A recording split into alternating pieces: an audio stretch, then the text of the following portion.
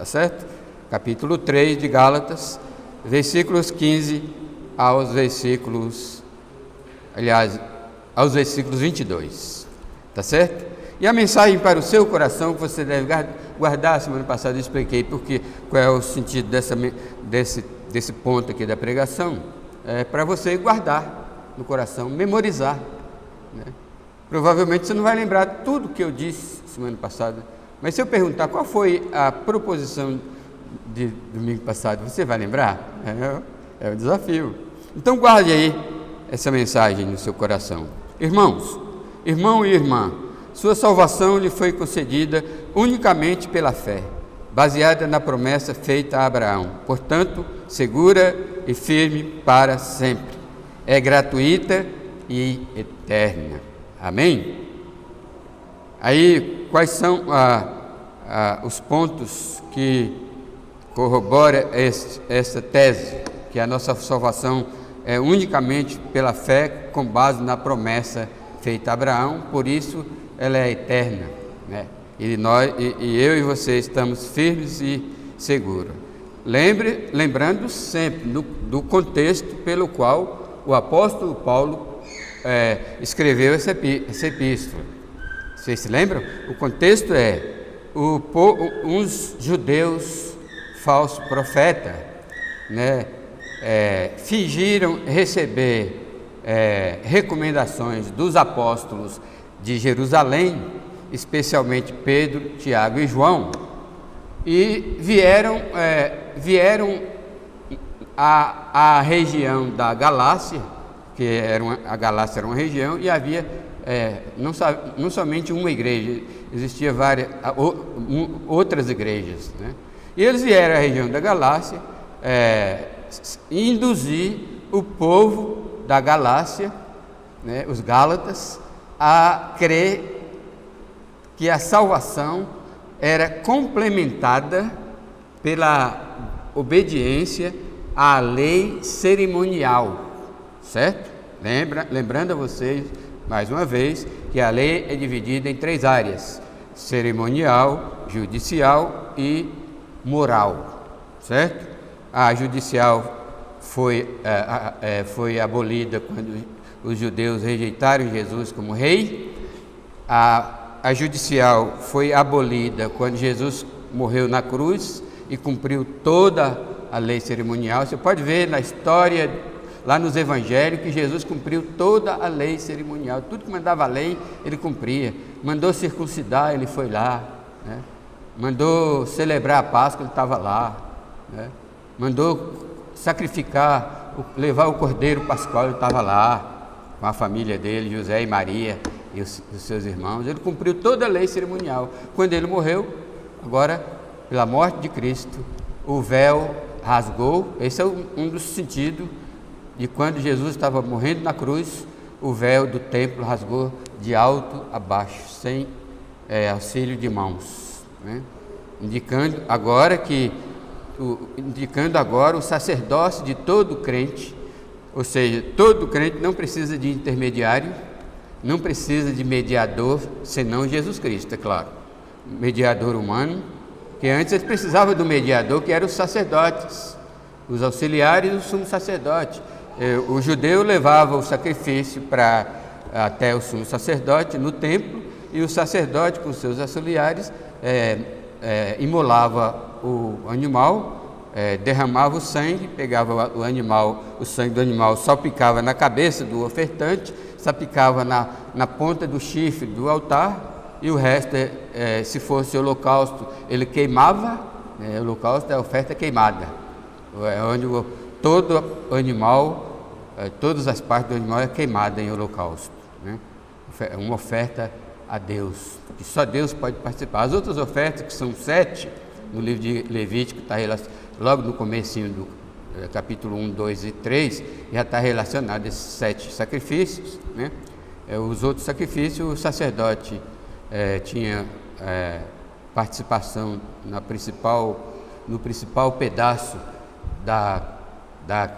do animal, né? Claro que a gente não pode transferir para hoje, né? Hoje os pastores querem a principal fatia do bolo. Não tem isso não.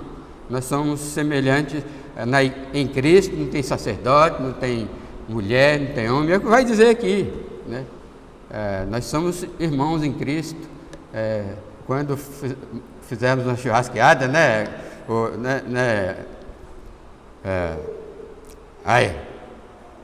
Aí o Iago, né, Iago? Fiquei sabendo que você gosta muito de churrasco, né? Quando fizemos uma churrasqueada aí, igual para todo mundo, né? Em Cristo Jesus não tem superioridade, né? Eu nem sei porque que fizeram plataforma no alto, né? Eu de forma nenhuma quero parecer aqui que eu sou superior a vocês. Eu só sou um servo, como dizia Paulo César, né?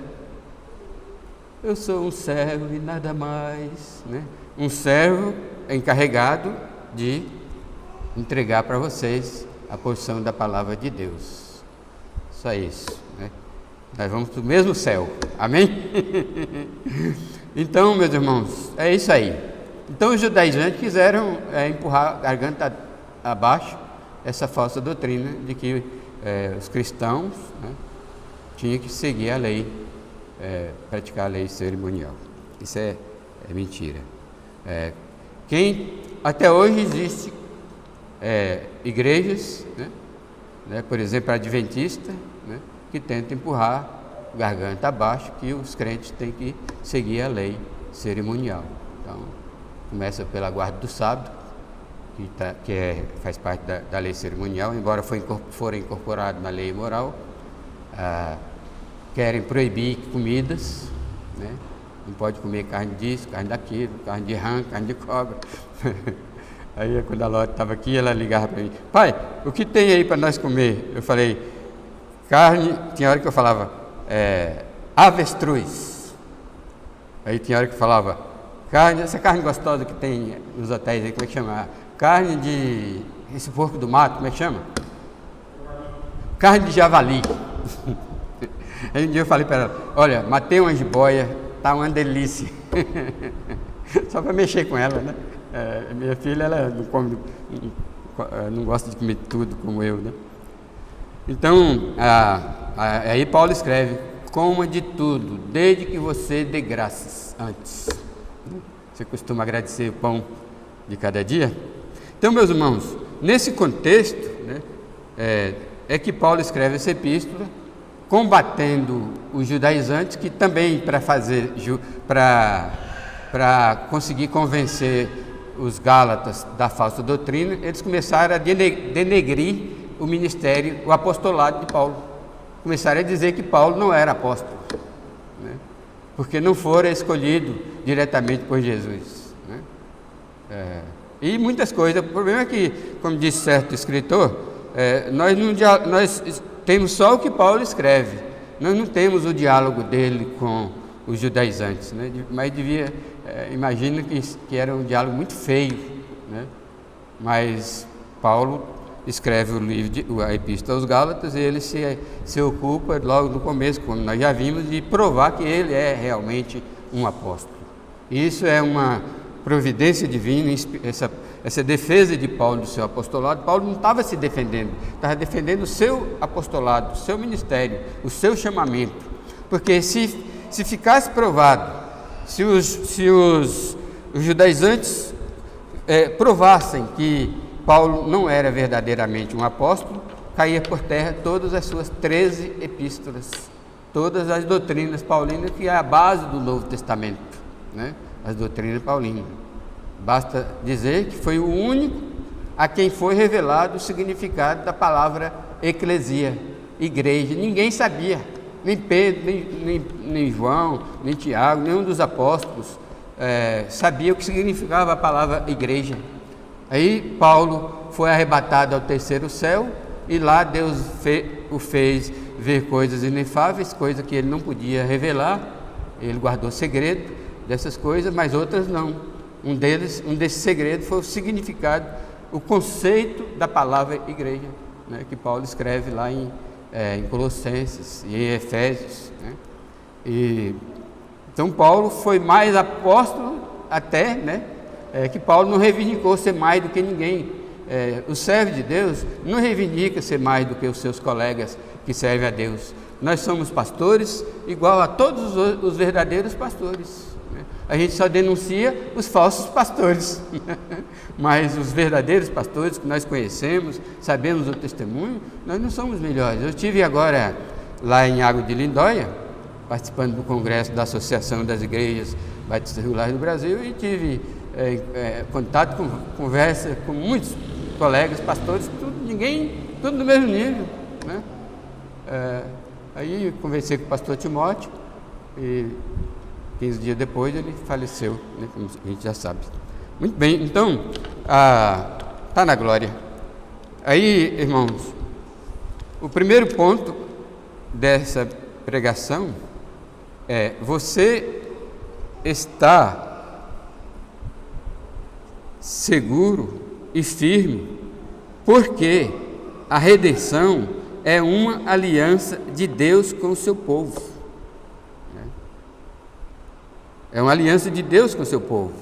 Portanto, ninguém pode anular esta aliança. A nossa salvação, a nossa redenção é uma aliança que Deus fez na eternidade, né?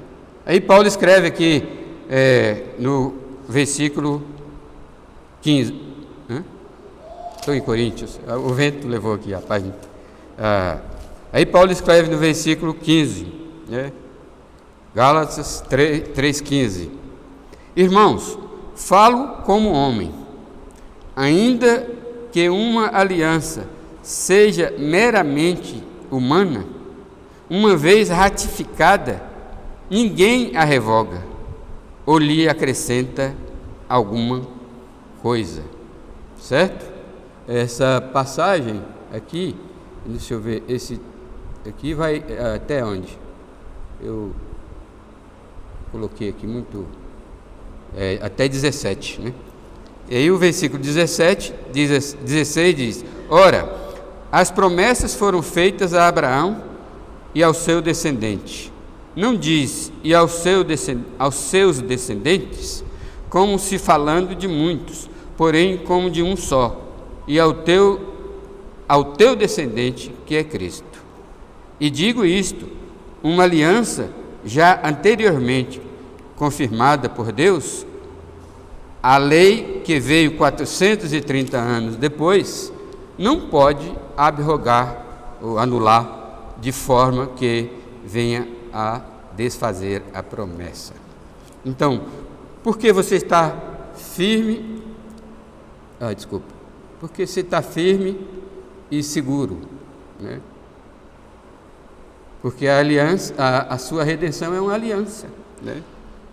E Paulo argumenta com os Gálatas, né, o seguinte, que mesmo que uma aliança seja humana, pense aí numa aliança humana.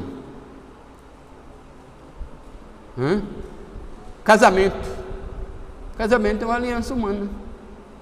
Quem diz que casamento tem que ser, é ético anular um casamento? Não é, certo? Anula-se hoje por causa, como anulava na época de Cristo, e Jesus explicou, por causa da dureza do coração, né? Um dos cônjuges ou os dois encasquetam um com o outro e diz: não dá certo, vamos nos separar? Aí vai lá e anula o casamento. Deus não abençoa. Divórcio é pecado, diz lá o profeta Abacuque, não é? O divórcio é pecado. Aí piora o pecado quando os divorciados resolvem contrair novas núpcias. E é um pecado sobre outro pecado, né? Então, aliança não se anula de jeito nenhum. É claro que Paulo escreve lá em 1 Coríntios, capítulo 7, que se um dos cônjuges é incrédulo e não quer mais viver com a pessoa, com o crente, você não pode segurar. Ninguém segura ninguém. Então, quer ir embora, eu não posso segurar, né? Mas aí Paulo aconselha, só que você não case novamente, né? Lute pela reconciliação, né? É possível, né? Casais que se separam, vai logo se casando daqui 3 meses? Não, espera para... E ore, se você é crente, ore a Deus por uma reconciliação. Deus é poderoso para fazer isso, né? Então, Paulo explica aqui que nem uma aliança, sendo humana, né? Irmãos, falo como homem. Aqui ele se colocou não como um profeta inspirado por Deus, mas como um homem, transmitindo uma mensagem a outros homens. Ainda que uma aliança seja meramente humana, uma vez ratificada, ninguém a revoga, ninguém, ou lhe acrescenta alguma coisa. Então Deus não permite anular o casamento, mesmo entre os incrédulos, né? As pessoas fazem porque é pecadora, né? Os judeus, se a mulher queimasse o feijão, ele divorciava da mulher, né? E mandava a mulher embora com as mãos para frente e para trás.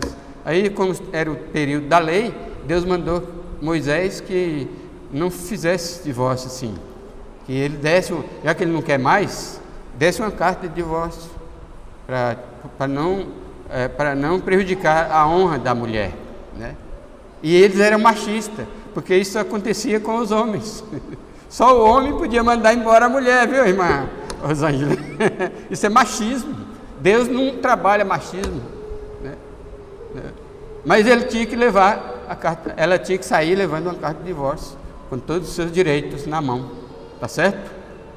Aí vem Jesus, depois da lei, e os fariseus perguntam para ele: mestre, pergunta de uma forma hipócrita, porque ele não queria saber coisa nenhuma. É certo repudiar a mulher? Aí ele acrescentou, por qualquer coisa? Mas também ele não estava interessado na razão por que devia repudiar a mulher. Aí Jesus dá aquela explicação que todos os maus intérpretes interpretam como sendo a cláusula de exceção. Mentira! Vai estudar grego, vai estudar a palavra de Deus, vai estudar Marcos 10, né? Que não existe cláusula de exceção. Não existe mesmo, tá certo? Aí, agora, essa é a parte do argumento de Paulo, que nem uma aliança meramente humana pode ser revogada. Agora, imagina uma lei, uma aliança divina. Aí ele explica: ora, as promessas foram feitas a Abraão e ao seu descendente, singular, não diz e aos seus descendentes, como falando de muitos, porém como de um só, e ao descendente que é Cristo. O descendente, tanto aqui como em Gênesis 3, o descendente, a palavra descendente está no singular, né?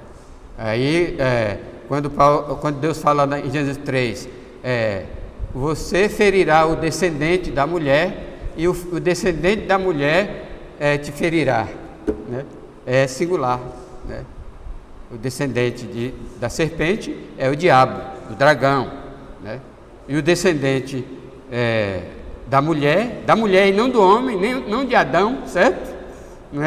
Não são os descendentes de Adão, é o descendente unicamente da mulher, certo? Te ferirá a cabeça. E apontava para Cristo. Aqui, lá em Gênesis, não fala isso, que aponta para Cristo. Mas lendo, por isso que é importante ler ler os dois testamentos, ler o Novo e o Velho, porque você só entende o Velho Testamento se você entender o Novo. Como dizia meu professor de análise de epístola, análise de textos bíblicos, ele dizia assim, o pastor Arthur Cave, um americano, ele dizia assim, ele tinha essa linguagem aqui, ó, ele dizia: o velho está escondido no novo, o novo está escondido no velho, e o velho está revelado no novo. Quem lê o Novo Testamento está lendo o Velho, né? O Novo Testamento tem 90% de citação do Novo. 90% é exagero, mas tem um grande percentual de citação do Velho Testamento e do Novo. Tudo que se fala no Novo Testamento é relacionado com o Velho. Então, se você lê o Novo, você entende o Velho, tá certo? Então, se eu tivesse dar um conselho para você começar, você que está lendo a Bíblia inteira, comece lendo o Novo Testamento, e depois você lê o Velho Testamento. Depois que você lê os dois, aí você pode voltar a ler o Velho, depois o Novo, e aí você já tem domínio. E o crente tem que ler a Bíblia toda várias vezes para ele ter uma visão geral da Bíblia. Ele tem que ter uma visão global de Gênesis e Apocalipse. O crente que ainda não tem uma visão geral de Gênesis e Apocalipse, ele está ainda imaturo, né? Ele é ainda um crente imaturo.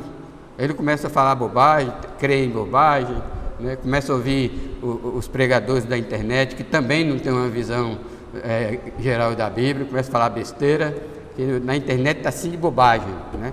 Inclusive dos doutores, né? Tem doutores aí, doutores que eu digo assim, que fez graduação, fez mestrado fizeram doutorado, alguns até doutorado fora, nos Estados Unidos, na África do Sul. Podia falar África do Sul, que você já sabe quem foi que fez doutorado na África do Sul, mas esse que fez doutorado na África do Sul é o que mais fala bobagem na internet. Fala cada abobrinha, né? Então, por que está dizendo isso, meus irmãos? Sim, aí o apóstolo Paulo está explicando que meramente humana não pode ser revogado. Como é que pode revogar uma aliança que é divina, né? Que foi feito por meio do descendente, né, de Abraão, que já diz aqui que é Cristo, ao teu descendente que é Cristo. O Novo Testamento é bom a gente ler, porque o Novo Testamento já dá a interpretação. A interpretação do Novo Testamento é uma interpretação inspirada. Quando eu interpreto a Bíblia, ou qualquer pastor, qualquer teólogo interpreta a Bíblia, não é uma interpretação inspirada. Pode ser iluminada, se ele é um teólogo que não confia no curso que ele fez, na sua formação. Um pastor, ele tem que ter boa formação. Quanto mais formação ele tem, melhor. Mas ele não pode confiar na sua formação. Ao interpretar a Bíblia, ele tem que orar, clamando ao Espírito Santo para iluminar o seu coração. Senão ele chega no púlpito e fala abobrinha também. Tá certo? Então, aí aqui Paulo já dá a interpretação de que esse descendente, no singular de Abraão, com quem que foi o mediador da aliança que ele fez com o seu povo. Lembre-se que Deus fez. Aí vem a bobagem dos que não lê a Bíblia. Cristo morreu pelo mundo inteiro. Mentira! Se Cristo morreu pelo mundo inteiro, como é que exatamente nesse momento está indo para o inferno? Por exemplo, numa cidade como São Paulo, Tóquio, Londres, New York, vai 2.000 pessoas para o inferno a cada segundo. Como é que uma pessoa por quem Cristo morreu vai para o inferno? Não tem jeito. Pois as pessoas por quem Cristo morreu é porque Deus o ama. Aqueles que Deus ama, uma hora o Evangelho chega nele e ele se arrepende e crê. Amém, irmãos? Então, a aliança foi feita com os eleitos, com os escritos no livro da vida. Porque na eternidade Deus escreveu o livro da vida. O livro da vida e o escrito no livro da vida e eleitos é a mesma coisa. Tá certo? Então, aí Jesus, quando veio morrer para cumprir a aliança de Deus, ele trouxe o livro da vida, né? Trouxe não, aqui é para ilustrar. É como se Jesus trouxesse o livro da vida debaixo do braço. Ele veio pagar pelos pecados dos inscritos no livro da vida. Porque o livro de Apocalipse diz: se alguém não foi achado inscrito no livro da vida, esse foi lançado para dentro do lago de fogo. Amém? Amém? Quer dizer, a gente pode não gostar, mas é o que está escrito, né? Então, a aliança, a sua segurança, a segurança da sua salvação, está no fato de ser uma aliança. E a aliança não se quebra, tá certo? Porque foi feita em base de promessa. Quem fez a promessa foi Deus, né? Deus é fiel às suas promessas. E digo isto, uma aliança já anteriormente confirmada por Deus, a lei que veio 430 anos depois não pode anular, tá certo? Não pode cancelar, de forma que venha a desfazer a promessa. A promessa veio com Abraão. Abraão foi 430 anos antes de Moisés. Aí vem a lei de Moisés e vai anular essa promessa? Paulo está explicando de jeito nenhum. Por isso que a nossa salvação é segura. Por isso que eu posso, pela fé em Cristo, afirmar que se eu morrer aqui agora eu vou para o céu. Você também. Amém? Porque foi uma aliança que Deus fez com você. E o mediador dessa aliança é Cristo, o descendente de Abraão. Espero ter explicado. O segundo ponto é que sua salvação é segura e eterna, porque você está seguro e firme, porque a redenção do povo de Deus é a aliança alicerçada na promessa a Abraão, apontando para o seu descendente. Aqui eu não estou repetindo, não. Eu estou esclarecendo. Esse ponto aqui esclarece o anterior, né? Então, a nossa segurança, aqui eu reafirmo que é uma aliança alicerçada, construída em cima de uma promessa. É uma promessa só. Essa promessa está em Gênesis 12. Em ti será bendita todas as famílias da terra. Então, essa promessa apontava para Cristo, o descendente de Abraão. Aí o versículo 18 diz assim: porque se a herança provém de lei, já não decorre de promessa. Quer dizer, ou lei ou promessa, certo? Ou a lei de Moisés ou a promessa de Abraão. As duas não podem ser, tá certo? Porque se a herança provém de lei, já não decorre de promessa, mas foi pela promessa que Deus a concedeu gratuitamente a Abraão. Certo? Então, essa firmeza da nossa salvação é porque essa salvação é uma aliança alicerçada, construída em cima de um alicerce, que é a promessa feita por Deus a Abraão. Né? E, enfaticamente, gratuito. Por que Paulo coloca aqui a palavra gratuito? Porque a obediência da lei tira essa gratuidade da salvação. Você será salvo porque praticou boas obras. Então, se você pratica boas obras e Deus lhe salva, já não é de graça mais, certo? Você comprou a sua salvação mediante seus esforços, seu merecimento, seus méritos. Então, por isso que Paulo coloca a ênfase, a promessa foi concedida gratuitamente a Abraão. Versículo 16, aí desse versículo 16, eu pulo para o 18, eu estava confundindo hoje de manhã, achando que eu tinha pulado, desse versículo 16, eu pulei para o 18, né? Acho que eu já expliquei o versículo 16, né? Aí pulei para o 18, né? Que acabei de explicar, né? Então, é alicerçada em promessa e não em lei, porque se fosse pela lei não seria gratuita. Terceiro ponto aqui, esse segundo ponto é quase a mesma coisa do primeiro. Terceiro ponto, você está seguro e firme, certo? Eu estou afirmando. Você está seguro e firme, então você precisa entender qual é a função da lei. Para que serve a lei?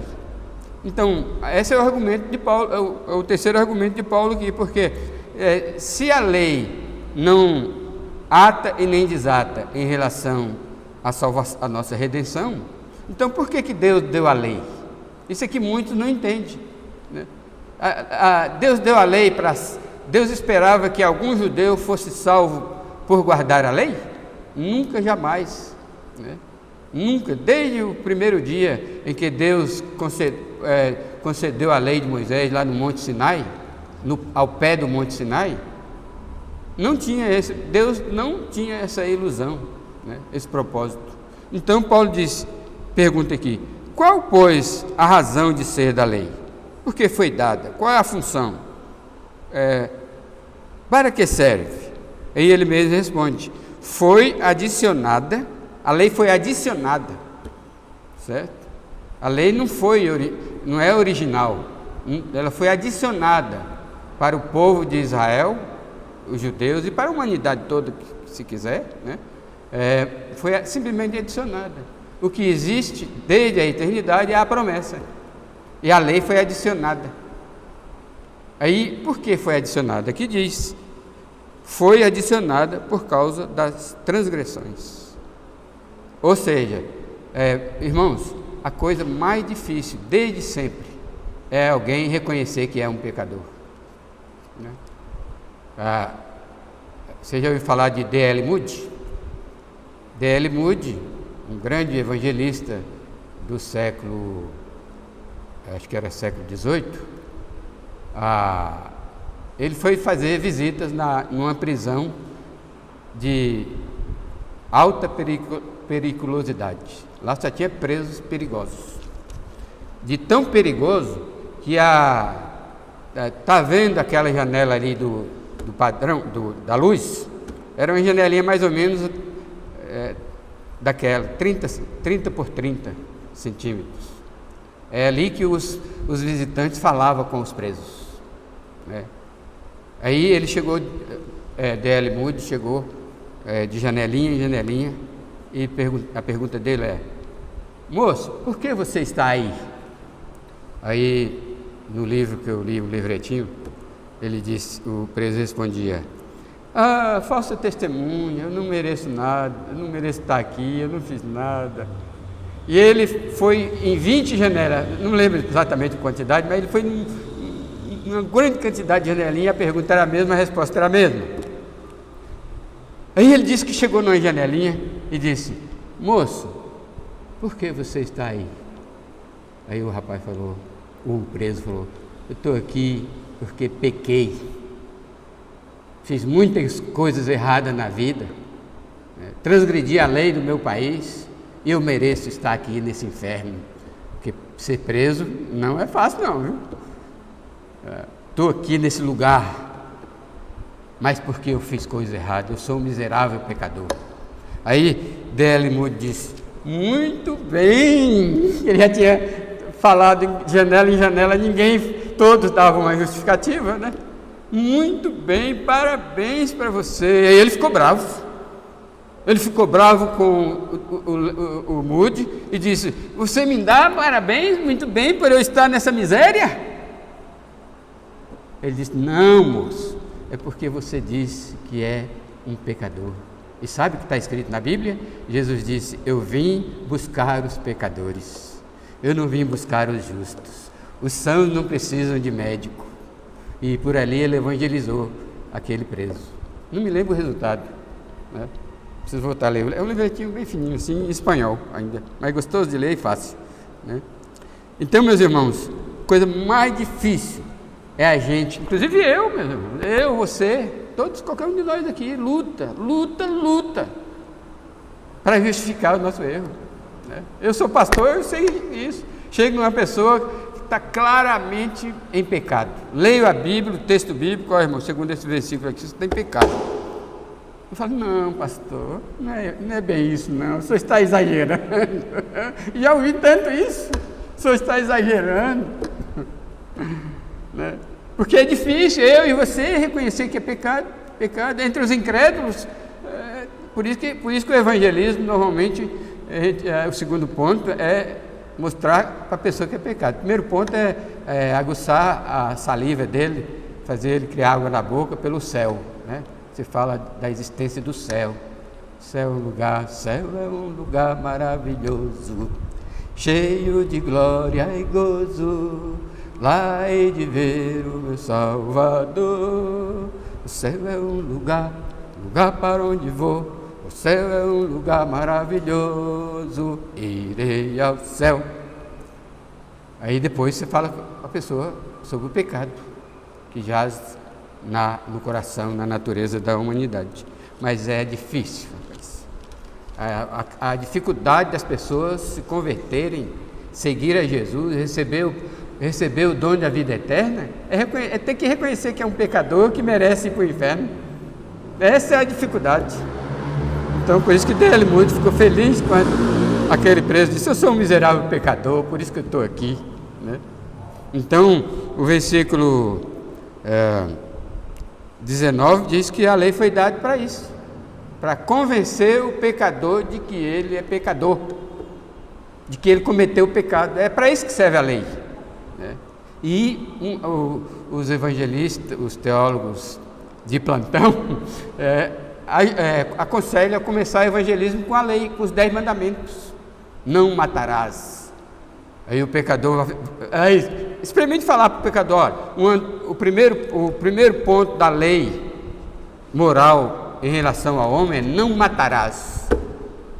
Imagine o que o seu interlocutor vai dizer. eu nunca matei ninguém. Então, essa lei eu não levo. Aí o trabalho seu é dizer, você matou sim. Né? Quando você ficou magoado com a sua esposa, você matou ela. Quando você procurou vingança com seu amigo que lhe maltratou, você matou ele. O homem comete assassinato o tempo todo através do ódio. Né? Se você tem mágoa de alguém, você assassina ele todo dia. Certo? Aí, porque o pecador, justificando que nunca matou ninguém, ele vai dizer, nunca matei ninguém. Ele mata todo dia. Né? Quando você nega ajuda ao próximo, né? Como Tiago diz, você chega alguém com frio e com fome, você tem condições de ajudá-lo, você diz, não, vai embora. Depois você passa aqui que eu vou... Não passa aqui não, vai embora, vai em paz. Né? Tiago fala assim, né? É matar. Negar ajuda ao próximo é matar. Então essa lei, não matarás, vai longe. Então, porque a lei foi dada, porque é difícil convencer um pecador que ele é pecador. Mesmo na igreja, é uma luta as pessoas reconhecer que o que ele faz é pecado, sempre se justificando. Então, por isso que é importante todos os crentes memorizar a lei e saber segundo Jesus, interpretar a lei conforme Jesus. Vou dar um exemplo. Os judeus acreditavam que adultério era só dormir com a mulher do próximo, certo? Jesus disse, não, se você olhar para uma mulher com intenção impura no seu coração, você já adulterou com ela. Então a gente tem que interpretar a lei assim, não matar, Jesus também explicou, odiar também é matar, tá certo? Para Jesus. Então memorize a lei e entenda o seu sentido. Então, qual a pergunta do apóstolo Paulo? Qual é o sentido, qual é a razão de ser da lei? Foi adicionada por causa das transgressões, só que até que viesse o descendente, a quem se fez a promessa, e foi promulgado por anjos pela mão de um mediador. Só isso, foi promulgado por anjos e pela mão do mediador que era Moisés, mas foi dada para aviltar o pecado, para convencer o pecador do pecado, até que venha o descendente, né? A quem foi dada a promessa. O descendente já veio, já pagou pelos pecados do seu povo e mandou o Espírito Santo para convencer o pecador eleito do seu pecado. Não é isso que está escrito? Enviarei o Consolador, João capítulo 16, e ele convencerá o mundo do pecado, da justiça e do juízo. Pronto. Né? A lei moral pode ser usada? Pode, é importante. O Espírito Santo pode usar a lei moral, porque a Bíblia, o Espírito Santo convence o pecador por meio da Bíblia, né? A espada do Espírito, certo? Então, hoje nós temos o Espírito Santo para nos convencer de pecado. O crente na igreja que não se convence de pecado, faltei na igreja 10 vezes, isso não é pecado não, faltei na igreja por preguiça, isso não é pecado não, não dei o dízimo, não ajudei o irmão em Cristo que estava precisando, não orei durante a semana pelos irmãos, isso não é pecado não. Aí essa justificativa, isso não é pecado não, vai acumulando, aí Paulo diz, não entristeçais o Espírito, né? Então esse acúmulo de pecado, sem confissão, sem reconhecer, vai acumulando, o crente começa a entristecer o Espírito, né? Aí o Espírito Santo, ele já fica privado do poder do Espírito e das bênçãos de Deus. Então o crente pode endurecer o seu serviço, seu coração e dizer, o que eu faço não é pecado, o que eu falo não é pecado, o que eu penso não é pecado. Tudo bem, só que você vai entristecendo o Espírito Santo, quando menos se espera, o pecado já fez um montão em sua vida, calejou, né, sua mente ficou cauterizada e vive entristecendo o Espírito Santo. Se alguém quiser saber qual é a solução para isso, me pergunte lá no cafezinho, tá bom? Mas, meus irmãos, a sua segurança, a sua firmeza na salvação é porque também precisa que você entenda qual é a função da lei. Por que a lei foi dada? Paulo responde, foi adicionada por causa das transgressões, até que viesse o descendente a quem se fez a promessa. Foi promulgada por meio de anjos, pela mão de um mediador. Tá certo? Esse é o versículo 19 ou 20. Ora, o mediador não é de um, mas Deus é um. Mesmo com o mediador, Moisés, né, o mediador da lei, estava sob o controle, o poder de Deus. Né? Aí veio outro mediador, que é Jesus. Né? Aí Jesus, o Pai, o Filho e o Espírito Santo se formam uma unidade. De modo que a aliança feita em Moisés é frágil. Mas a aliança feita em Cristo é poderosa. Amém? E por último, meus amados irmãos,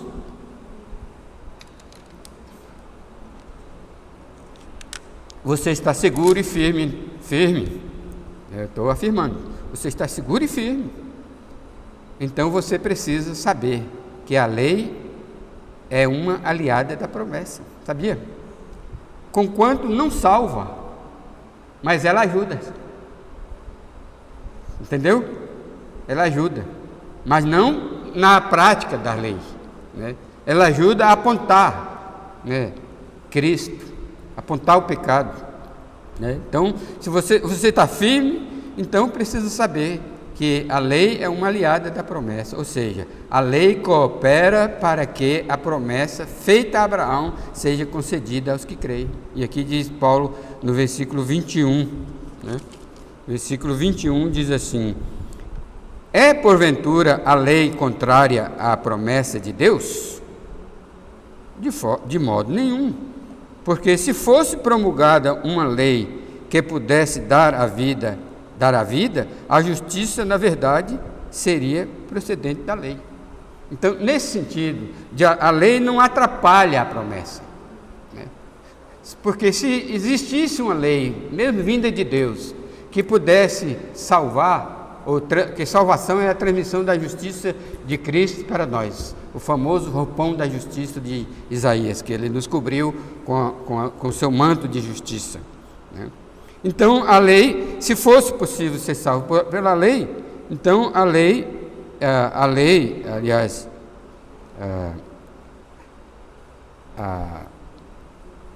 de modo nenhum, porque se fosse promulgada uma lei que pudesse dar vida, ou seja, salvar, redimir, né, perdoar os pecados, a justiça, na verdade, seria precedente da lei, somente. Porque os dois não podem salvar, a lei e a promessa. Tem que ser um ou outro, né? E Deus escolheu a promessa, né? Porque a lei foi dada com o propósito de realçar o pecado, convencer o pecador que ele é pecador. Paulo continua o argumento, diz, mas a Escritura, né, ele diz, se fosse possível promulgar uma lei que salvasse, ele diz, mas a Escritura encerrou tudo sob o pecado. Então o que a lei fez? O que a Escritura faz? Diz, pois todos pecaram e destituídos estão da glória de Deus. Todo o ser humano está debaixo do pecado. Ninguém tem desculpa, ninguém tem justificação. Todos nós somos pecadores. Nós e os Gálatas, pecadores, redimidos pela fé, unicamente pela fé em Cristo Jesus. E os demais seres humanos ainda estão encerrados mesmo debaixo do pecado, até que eles sejam convencidos pelo Espírito Santo a encarar que é pecador. Por que você não se converteu ainda, meu amigo? Né? Você não se converteu ainda porque você se acha justo, você se acha bonzinho, você não se acha pecador. Mas a Escritura encerrou você debaixo do pecado e não tem para onde você correr, você está cercado, você está encurralado. Não tem para onde você fugir, você é pecador, né? Você está dentro daquele balaio. Se fosse fazer uma caixa e empacotar toda a raça humana, você estaria lá dentro. E escrito, e o rótulo da caixa seria qual? Adivinha? Pecadores. Mantenha a caixa virada com a boca para cima. Aqui tem pecadores. E você estava lá. E essa caixa tem um destino. Para onde vai essa caixa? Para o inferno. Essa caixa carregada de pecado, e você está lá também. Vai para o inferno. É destino. Quem é? Mercado Livre. Mercado Livre. É entrega. Entrega para o inferno. Até que você reconheça, enquanto essa caixa está aqui, né? Até que você se arrependa dos seus pecados. Reconheça que você é transgressor da lei. Reconheça que você é rebelde contra Cristo. Reconheça que você é indiferente com a igreja de Cristo. Reconheça que você é indiferente para com o Evangelho. E você então, e principalmente, reconhece que você é incapaz de fazer qualquer coisa boa que lhe dignifique e habilite para a eternidade no céu. Reconheça mesmo, nós não podemos fazer nada, né? Eu não canso de dizer, sabe esse miserável pecador que vos fala? Se esse pecador miserável aqui morresse, para onde se acha que ele merecia ir? Para o inferno, para o lago de fogo. Eu mereço ir para o inferno, lago do fogo, né? O Assis dizia, enquanto eu falava isso, o Assis dizia: pastor, o senhor é gente fina, pastor. Graças a Deus eu saí de lá. Ele não fez a oração da salvação, mas esses dias ele me descobriu pelo WhatsApp dizendo: pastor, o senhor saiu, o Espírito Santo é que convence, tem que pregar o Evangelho. Eu nem sabia do resultado do Assis. Ele frequentava uma igreja presbiteriana, era membro de uma igreja presbiteriana, mas não era salvo. Também tem muitos membros de igreja batista que não é salvo, né? E eu preguei o Evangelho para ele e ele não quis saber. Esse negócio de salvação de graça, pastor, né? Saí de lá, nunca mais encontrei com Assis. 35 anos ou mais, né? 40 anos depois ele me encontra: pastor, quando você saiu, eu fui salvo. Tá numa felicidade. Tem 81 anos agora. Pastor, eu ainda quero ser batizado. Eu queria ser batizado por imersão, né? Que bom se o senhor pudesse vir aqui me batizar. Ai. Eu fui em São Paulo agora, eu ia fazer uma visita para ele, mas foi correr demais, não consegui. Mas a Escritura encerrou tudo sobre o pecado, para que, mediante a fé em Jesus, fosse a promessa concedida aos que creem. Porque à medida que o pecador reconhece que é pecador, abre-se as cortinas do Evangelho para ele. E os olhos espirituais dele se abrem e ele diz: Senhor, salva esse miserável pecador. Tem misericórdia de mim. Eu creio em Ti, creio na Tua morte, creio na Tua ressurreição, creio no Teu sangue vertido na cruz, creio que o Espírito Santo veio para aplicar a redenção de Cristo ao meu caso. Eu me arrependo, Senhor, de todos os meus pecados e creio em Ti. Amém. Aí sabe o que Jesus vai dizer para ele? João 6,67. Não 6,67? Não, João 6,34. Agora falhou a memória. Aquele que o Pai me dá, esse virá a mim, e da mão do Pai ninguém pode. Não. Aquele que vem a mim, de maneira nenhuma eu lançarei fora. Se você vier a Cristo, Jesus não lhe lança fora. E finalmente, irmãos, para resumir aqui, a salvação lhe foi concedida unicamente pela fé, baseada na promessa feita a Abraão, portanto, segura e firme para sempre, e gratuita é gratuita e eterna. Amém? Porque foi feita com base em aliança.